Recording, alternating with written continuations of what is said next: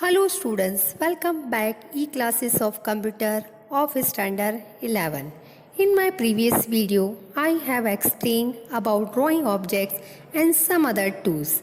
Let's continue with that tools. Start with gradient tool. The gradient tool is used to create smooth transitions between two or more colors in an object.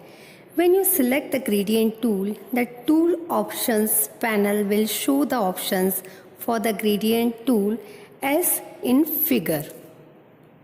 Gradient tool allows you to set a name for the layer and choose the type of gradient. There are four types of gradients, namely linear, radial, conical and spiral. First one is a linear.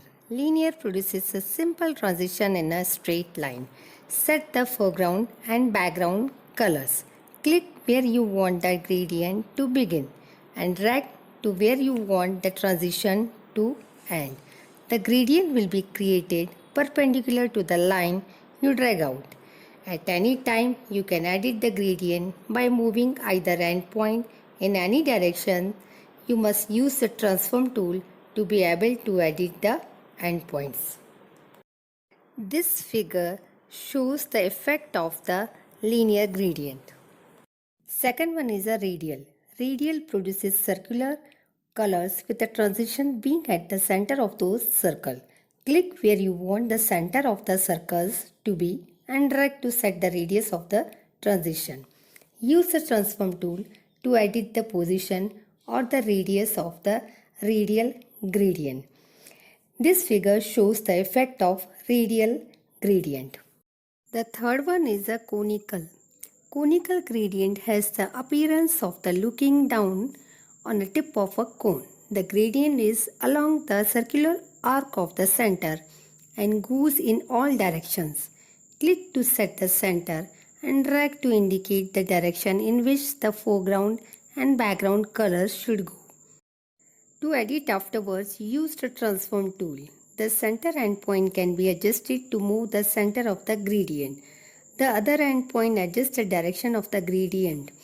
This figure shows the effect of conical gradient. Fourth one is a spiral. Spiral produces a spiral gradient. Click to set the center of the spiral and drag to set the tightness. To edit afterwards, use the transform tool. This figure shows the effect of spiral gradient. Next tool is a text tool. Select the text tool icon from the toolbox and then click in the canvas window where you want the text layer to be created. A dialog box will appear allowing you to enter the text you want in the created layer. Enter the text, click OK button and a new text layer will be created. This figure shows a new text layer created along with its ducks. Using the parameter panel, we can change the entered text on according to our need. The tool options panel will allow us to select the name for the new layer. This number will increment as we add new layer. Second, select single or multi-line editor for entering the text. If single line is selected, then click the enter key to submit the value, while in multi-line editor, click the OK button to submit the value. Third, select the horizontal and vertical size of the text.